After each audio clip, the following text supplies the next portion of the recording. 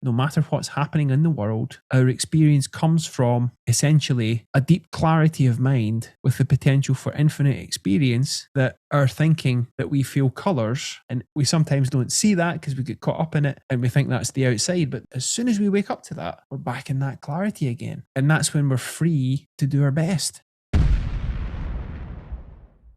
Hey guys, welcome to the Groove Guru podcast. My name is Windsor, and welcome to another solo cast episode.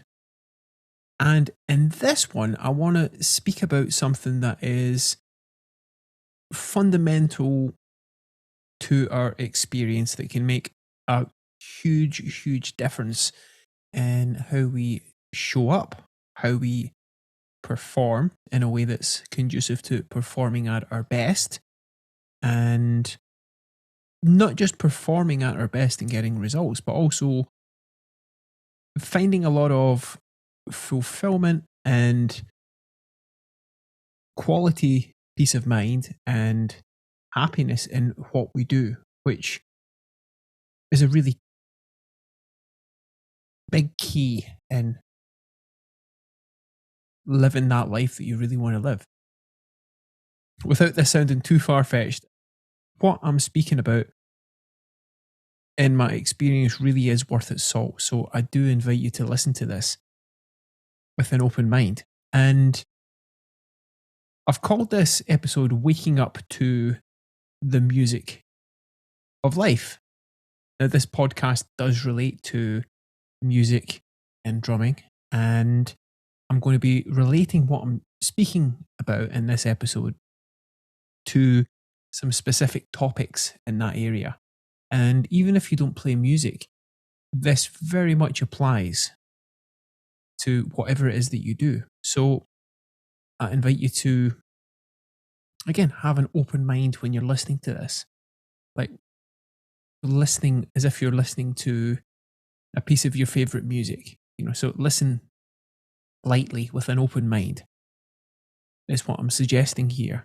And on that note, the first thing I want to speak to is listening. Now, when playing music, if you're involved in music, a big part about that is relationships. And in relationships, it's very much acknowledged that the quality of our relationships are key. And a huge part of that in having effective relationships is how well we listen. And it may seem obvious. For example, if you're working as a hired freelance musician, which some of you listening to this podcast, I'm guessing, are, then being able to listen to whoever is hiring you and taking direction is a prerequisite, really. So being able to listen clearly. If you're involved in music as a teacher and you have a student who is asking you something about what they're working on, what they want to improve, and some skills they want to better themselves and level up at, then being able to listen deeply and really hear to the core of what they're saying, that can really help in more effectively hear where they're coming from and addressing what it is that they most need to hear most effectively in ways that help them solve what it is that they want to accomplish. Okay? So, deep listening. Now, we've heard a lot about listening, and in my experience, to truly listen deeply is an ability that can be underutilized.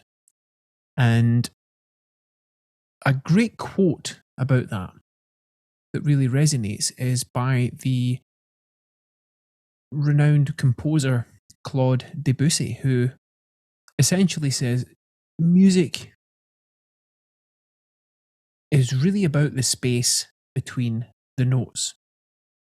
And what I hear in that is that to really make sense of and really fully appreciate the music that we hear, the sound is in relation to the silence. Because without the silence, there's no context for the notes. It would all just be noise. Okay. Now, when it comes to listening, to really listen and listen deeply, we hear the sound we hear in relation to silence. And to appreciate that silence and really grok and feel what we listen to the core of our being, it's about listening essentially with a silent mind that beyond the thinking that we do. Because often when we listen or try to listen to someone, what we're really doing is that we're listening to our thinking. So, what I'm suggesting here is to really listen deeply, we must listen beyond the noise of our personal thinking and our thought system. And as we do that, let the thoughts go. What's happening in our mind, it naturally quiets down and we access a calmness and a stillness that is the space of deep listening, that is where our best wisdom comes from. Now, a really profound lesson about this occurred for me a few years ago, and it relates to headphones. So, a few years ago, I used to review headphones for Sennheiser. Um, Great company, a lot of fantastic headphones. And when I was reviewing headphones for them, I would put the headphones on that I was listening to and reviewing, and I'd put music on and I'd think, okay, how is this headphone? How are the qualities of the headphone? What's the treble response like? What's the bass like? What are the mids like? And if I change the cable, what effect does that have on the sound? And how does this headphone compare to that headphone? And I would listen and analyze and I would write it up. And that was fine in the context of what I was doing. Now the thing is when I wanted to listen to music and really enjoy it, and I was listening with headphones, then I was in this habit of analyzing the headphone. I would sit down to listen to an album I wanted to listen to or some songs, and I couldn't hear the music because I was thinking about what's the headphone like. Okay. And what I realized is that if I really wanted to hear the music and really enjoy it, the thing that was getting in the way of that, because when I was analyzing the headphones, I wasn't really enjoying the music. I was thinking about the headphones. And the insight was to really hear the music clearly, I've got to let go of what the noise in my head is doing. And as I did that, then I started to hear the music clearly. Okay. It's like if you're casually, and it doesn't apply just to headphones, but if you're listening to music, it could be if you're at the gym and a song comes on and you're taking a break in between your workout reps. Oh, there's a song. Cool. I'm checking this out. Now, the moment you start to think about something, it's like that song disappears. It's like if you're eating food or drinking something and you want to savor it, when you start to think and go into your thinking, it's like you stop tasting what you're eating, drinking as clearly. If you're with a person and you're listening to them and you start to listen to your thinking, you don't hear what is being said as clearly. So, the first point I want to make is the key to listening well. It relates to your state of mind and ultimately how clear and calm your head is in the moment. Now, the way that can play out, some great examples of that, like for example, Mozart, the amazing composer, he would essentially, when composing his masterpieces, he would listen and be reflective, and things came through to him, and he would write that down and form his compositions. And Bob Dylan, as well, he was asked about his creative process. And his response was, it's like, well, I don't have a creative process. I just pull songs out of the air and write them down, and that becomes my songs. So you write them down and record them. And it's that point that to really listen deeply, we access our wisdom that allows that which wants to come through from within, and we can express that. And it's from a clarity that we all have inside that our wisdom emerges. And a gateway to that clarity is accessing the pure potential that we all have inside, which is from clarity of mind through which the intelligence of new ideas come forth. So listening, that's the first thing. Now, the next point I want to share is the nature of our experience. Now, you've probably heard the phrase, the quote, wherever you go, there you are. And in this instance, what I want to point to with that is wherever you go, you're always experiencing essentially what your mind is doing, your state of mind. Okay? We always have an experience of that, what's happening in our mind. And one of the things that, as I see it, is a misunderstanding is where our experience comes from. And as I understand it, there are principles behind that, a science behind this. And without going into lots of technical terms, yes, there is, you could say, the outside world, the world that we live in as human beings. Yet that our experience of that is 100%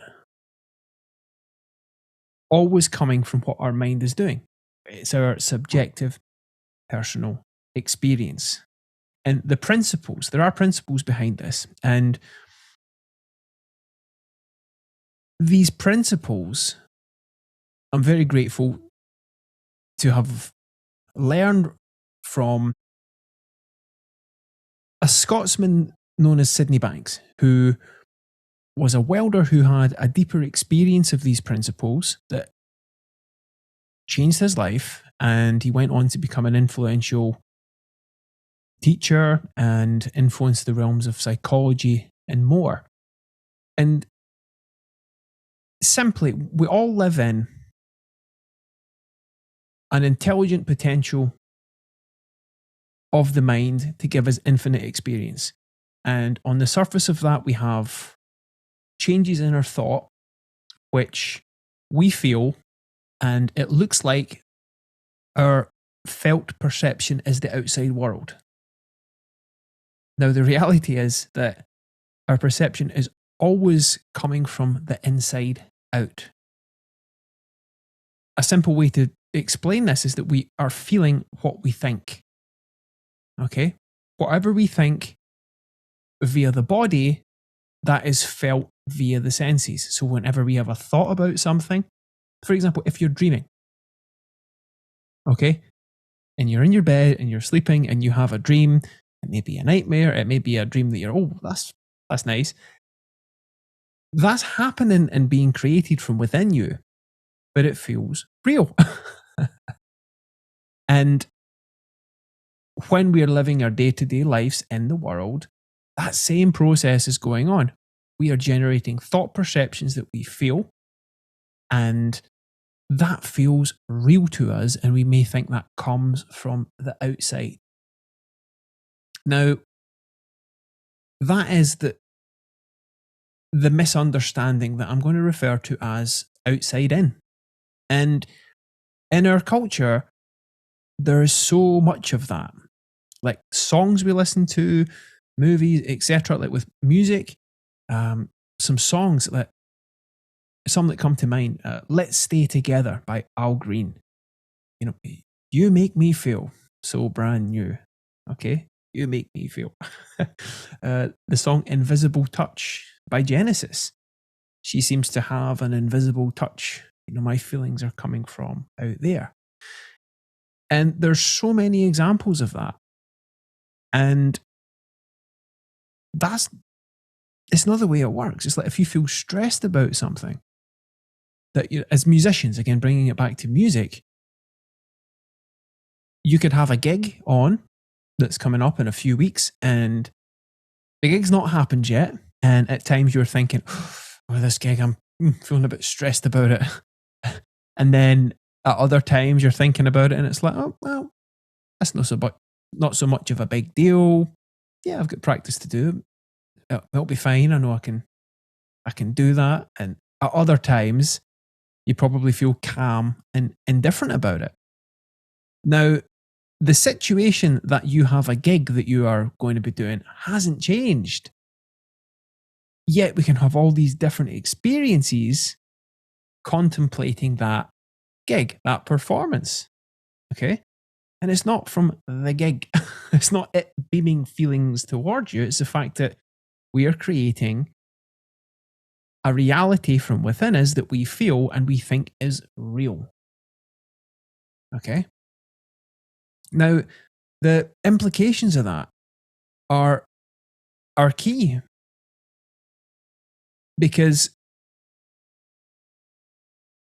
when you get a bit uptight about something, and I'll get into this in a little while, you're not seeing things as clearly and as calmly as you can.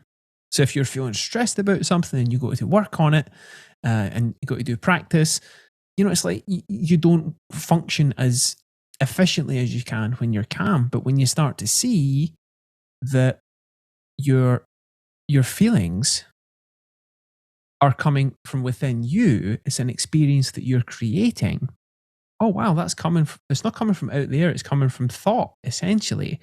Then wow, it neutralizes the situation and you get that bit calmer. And when you feel calm, more clear-headed, you open to the potential to give your best. Okay, so there are practical applications in this. Like in a previous podcast, I spoke about being in the zone, like when you are wide open in your mind and letting go of what comes up in thought and just keeping your head free and clear, you can see and hear more vividly, and your intuition, your musical intuition can come through and help you play what's needed for the situation in a less obstructed way. So this is very practical. And again, with feelings, it's like, where do your feelings not come from? And I'm suggesting the outside, any situation. Sure, those situations exist, but related to music is your experiences are not coming from, the songs and music you listen to, the people that you might have too much work on, that you might not have enough work on, that you've just got enough work, how much money you have. That's not where your feelings are coming from. When you travel to gig sessions, rehearsals, the traffic, that's not, your feelings are not coming from that. What type of car you have, the gigs you got, the gigs you didn't get, the fact that another well-known musician has passed. And again, I'm saying that respectfully. Again, it's a condition in the world, but it's not the cause of how you feel. Again, it's not about how fast you can play your instrument. It's not about the amount of likes you have on your social media posts, or whether you've got musical instrument endorsements or not. Your feelings are not coming from anywhere in the outside world. And essentially, no circumstance can make you feel anything. Again, sure, circumstances exist, but it's how you think about those circumstances that create your feelings. So, as a very clear, common sense, practical example, if circumstances made you feel a certain way, like a circumstance was beaming you a feeling, let's think about the movies. So, if a circumstance made you feel a certain way, and you went to see a new movie, the new top blockbuster hit at the cinema, and they say there's 100 people in the cinema. If the movie was creating your experience, like giving you your thoughts and feelings, then everyone would think the same. But that's not the case. I mean, if you look on IMDb, for example, whatever movie it is, okay, it's got an average rating, but if you look at the individual user reviews, some people think 10 out of 10, oh, this is the best movie ever. Some people think, oh, 1 out of 10, this sucked. Some people think 5 or 6 out of 10, nah, average. The fact is, we all have these separate realities, and we're all creating our own interpretation of reality via how we think, which we feel, and that looks real to us. And when we start to realize that, we realize that our experience is coming from within us, and those external circumstances, they can start to lose their charge, and you can see in more clarity about it. Now, as a recent example, so there was a family member, very close family member, who was diagnosed with, the cancer, okay? And so that's the healing response known as that is happening, and the medical condition is happening in the world. Now, when I first heard about that, okay, wow, there was a little bit of upset, and other times I felt more neutral about it. Other times I felt more optimistic about it. Like, wow, there's all these possibilities, and there's all these people who have successfully have been received that diagnosis and now don't have it.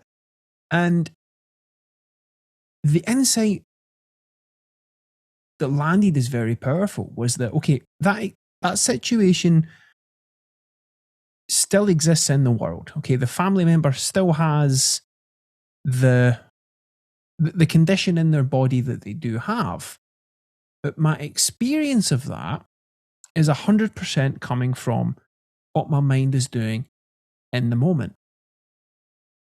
Okay, and it's so liberating. And not to say that I don't feel anything about it, that I'm cold and neutral about it. Not that at all. I can have a range of experience about that, a range of feeling about that. And when I see that, what I'm feeling is coming from my mind, it neutralizes it, and I get calmer. And when I get calmer, I think clearly, more clearly about the situation and what I have to say to that person in my family. It comes from a more rational, wise place, rather than getting really emotional about it. And that's two different worlds to approach the situation. And what this leads on to is something at the heart of what we've spoken about, which relates to everything in our life, and indeed music and drumming and relationships and all of the above, which is something I'm going to refer to as state of mind, which is an ever-present factor in our experience. And it accounts for all the results that we have, because everything that we do and the results that we get in life I'm going to say they are symptomatic of the state of mind from which we act in. Okay. If we are in a state of mind, because we all have ups and downs in states of mind, we all have moods. And a simple way of looking at that is we have this clear, intelligent potential at our core that is always creating new thought. And we all think and we all feel what we think. So as we have one thought, we feel that thought. As we have a new thought, we feel that thought. As we have another thought, we feel that thought. And naturally, we do this. We have ups and downs emotionally, tension, calmness, the whole spectrum of feelings. And as we see from our wisdom that the results we get are a result of the feeling, we can learn to navigate that landscape with wisdom in ways that create the results that make sense to us. An obvious one is it's like if a person feels angry, if a person, has an angry thought about something, that situation, I'm going to tell that person, I'm going to set them straight. And we want to send an angry email or text to a person. Now, we know that there's wisdom in not sending that angry email or that text. Okay, like sleep on it. We've all had that. When we sleep on something, we wake up with fresh perspective. Okay. And when we are coming from an angry place, and this is just one example, then the world reflects that back to us. Okay. We're coming from our state of mind. And when we can see that, there's wisdom in, I might be feeling that way, but this is not conducive to the results that I want, then something in us just can serve as a pointer just to say, okay, let's just take a break from where I'm at right now. And there are practical applications. A really cool example of this that came up the other day, and relating this to music and drumming, was I was practicing some new material for some upcoming concerts. And that day, I had a lot on my mind. I was thinking about, okay, I've got this student that's coming up, and here's a client I'm working with. And okay, I'm going to sit down and do the practice session now. So I sat down and got my practice pad out. I was doing some warm-ups before playing on my drums. And when I was doing the warm-ups, I put a quantum physics lecture on and I had a sip of coffee. And by the end of my warm-up, my mind was so busy. It was buzzing. And I just knew that, okay, that this amount of static, I'm not really at my clearest. This practice session's probably not going to go as well as it can. So I recognize that, and I recognize my state of mind. And this is a pointer. You always know what state of mind you're in from how you're feeling. I recognize the stress and the tension that I was feeling. And in all honesty, that's not something that really happens much for me in my practice process. And I probably created that example for this, podcast as a cool point to make. Though when I realized that feeling, it wasn't coming from the session of practice, the rehearsal that I had to do. It was coming from me, and it was like, okay, this isn't an ideal state at the moment. It's perfect because that was what my mind was doing. Then I let go of what I was thinking, and in a few seconds, my wisdom pointed me to, actually, just go outside for a few minutes. So I went outside and I was in the garden. I was looking at some of the trees and the plants and just enjoying the sun. And I let my mind settle and felt a bit more calm. And then I thought, okay, I've got a load of washing I can do, and let's drink some water. And within a few minutes, I was in a very different state. One of more equanimity and calmness. And then from there, I sat down and did my practice session, and it was pretty productive. And yeah, I still had a few thoughts popping in and things like that, but it was very productive. I committed a few things to memory and had some more creative ideas, and it was great. And knowing about your state of mind and how that can impact your performance and responding to that in real time with wisdom can be a game changer. Now, one other metaphor that I want to use related to that is pretty relevant. Now, one of the things I love to do is go to the sauna, and I love to sauna. I love to cold shower, do the hot cold cycle. It's a fun thing I love to do just to be in my body, relax, let go of thought, and you know, talk to people. And as part of that process, I often take my phone into the sauna. A lot of the time to set a timer on it, and sometimes to make notes of things that occur to me, of things to do, creative ideas. And sometimes I want to read an article, so I will. And the thing that I noticed was when my phone overheats, it doesn't work as well. Like if I'm reading an article and my phone starts to overheat, the screen doesn't scroll as quickly. There's a delay in it. If I'm writing down something, the letters take longer to appear on the screen. It just doesn't work as well. My phone, when it overheats, it doesn't work as well and efficiently. And for it to go back to its normal, optimal functioning, I've got to, put it outside and let it cool down.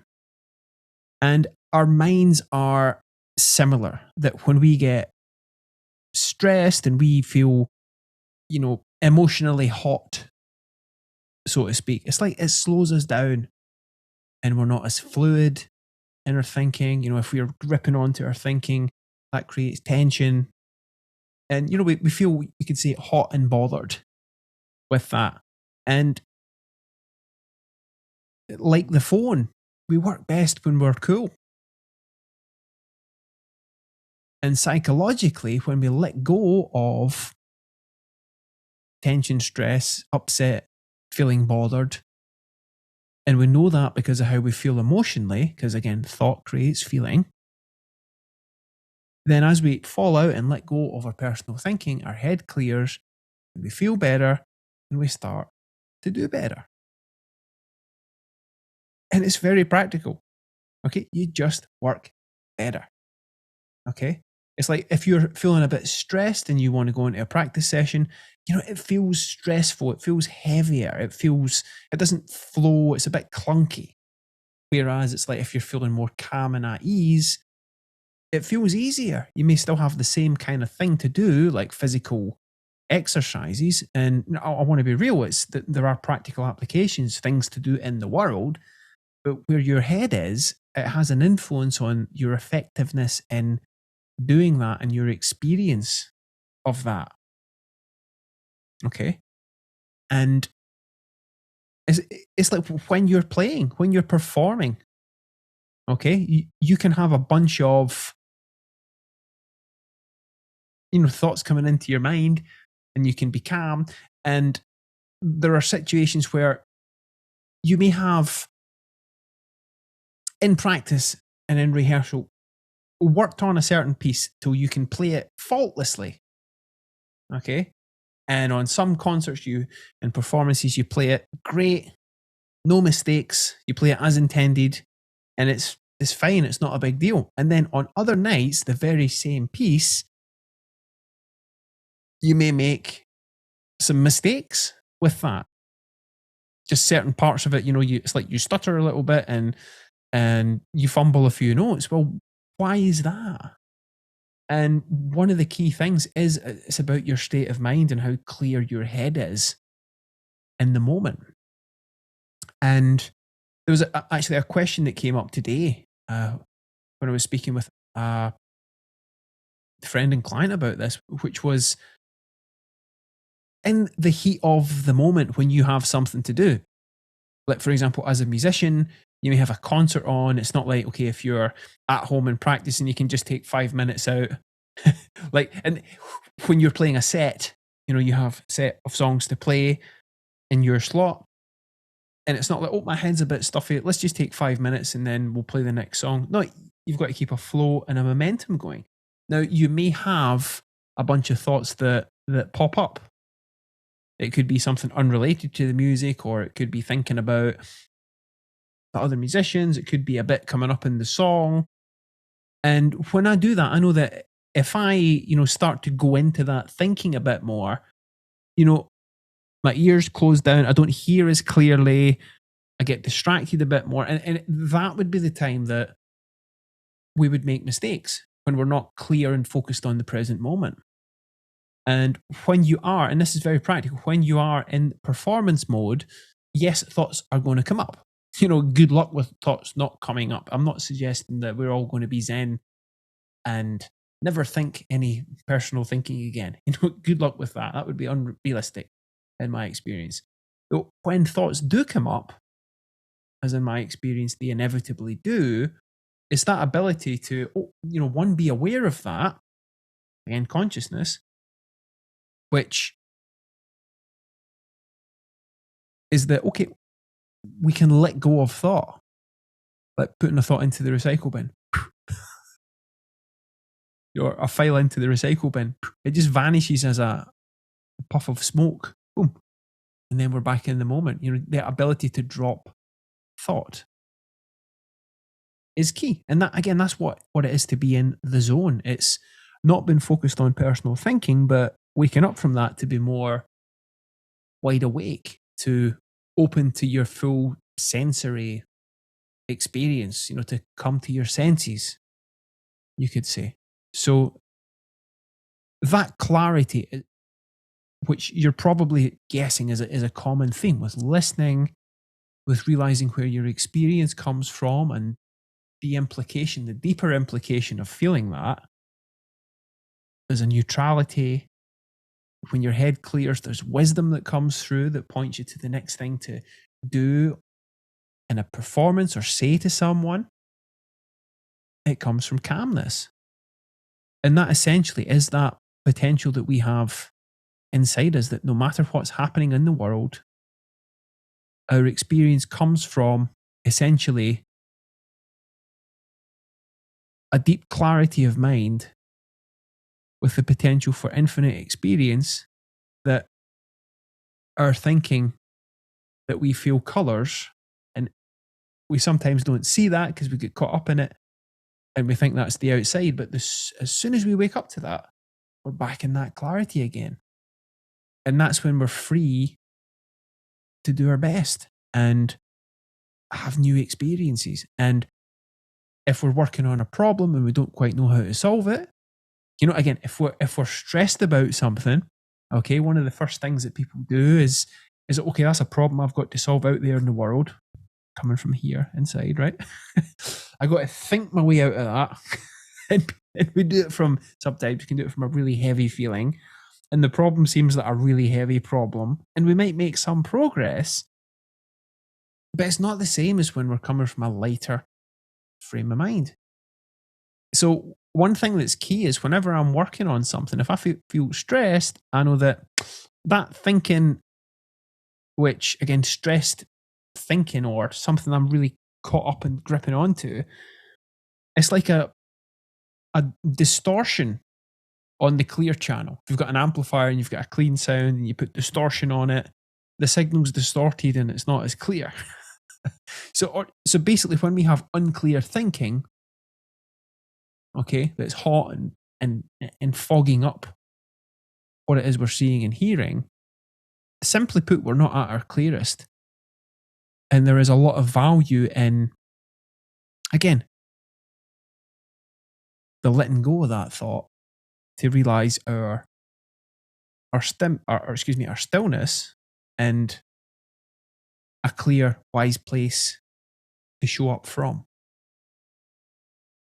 Now, one other point that someone I was speaking with prior to recording this episode was asking about is he mentioned trauma and painful memories. Now,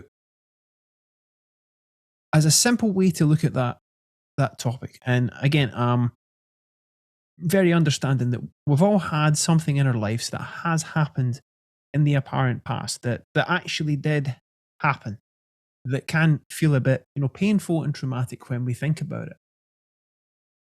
Now, one of the most helpful things that I have found in that regard is the fact that whatever has happened in our past, which again happened as an event in the world, I'm not denying that. One of the keys is to realize that right now, here and now, the only thing that can keep that alive is when we bring that to life via thought, a memory, like via thought. And again, that feeling of what happened in the past, a trauma or a painful memory can feel very, very real. I'm not denying that. And I relate to people who experience that, people with PTSD and other painful memories. And what can provide so much relief, and it has for myself with certain things in the past, is realizing that whenever something comes up from the past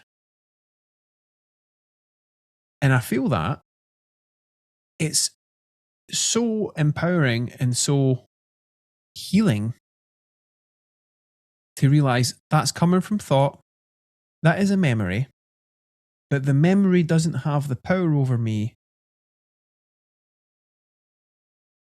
to the extent that I hold on to it or not. So if a memory from the past comes up, I can hold on to that and feel that and suffer from it. And everyone's got those, as I said. Though we have the ability to recognize that those feelings coming from thought, if they come up, we can let go of them. And as we wake up from thought and let go of thought, the emotional charge, the heat of those emotions, so to speak, cools down. Those emotions lose their charge. And when we realize that, at first the relief can be immense. And when we, on a continual basis, practice that if something that's very uncomfortable from the past, it could be trauma, comes up, is learning to let go of that, seeing that it's being created from within. And it's, again, there's nothing wrong with that. It's something that happens. Whatever we think, we feel. If you think a happy thought, you feel happy. If you think a sad thought, a sad thought, you feel sad.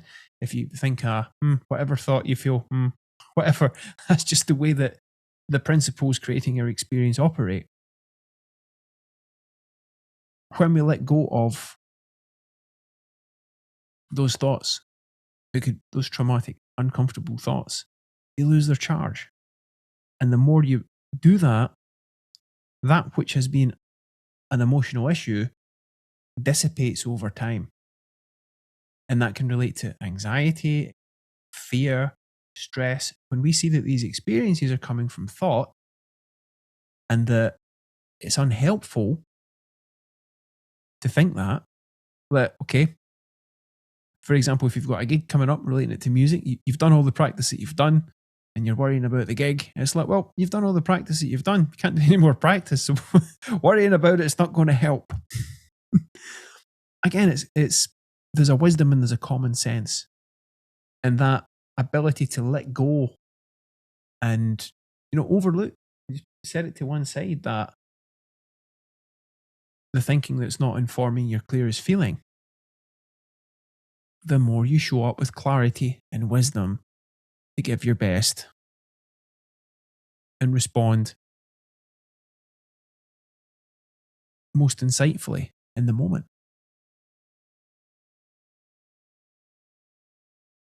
So, bringing this to a close, we all have this ability to, from within, see with clarity. and see from the purity of our mind and to have freedom of mind. And when we have and access the freedom of mind that we all are within us, there's a natural peace of mind that comes. And there's a freedom of mind, a natural free flowingness of thought perceptions, which you realize that's just passing scenery. You know, inside that, there is a core of well being. And another way of saying that is, you know, wisdom, clarity, mental health. You know, I never realized that before. And again, it was Sydney Banks, the teacher I alluded to, that first spoke this to me, that you have mental health at your core. Sometimes you may not see it because of the contamination of thinking that naturally occurs that can obscure that momentarily. Like the clouds can obscure the sun that is always shining. And when we wake up to the, oh wow, that contamination of thinking or that cloudiness of thinking, and I can tell that by how I'm feeling, it's the, oh wow, I remember that the sunshine is always inside. And from that, I'm naturally looking on, you could say, the bright side of life. I'm happy, I'm at ease, I'm clear, I'm free to give my best and most insightful in service to the life that I'm living. And the more I do that, and the more that we all can do that, the more we wake up to the music of life.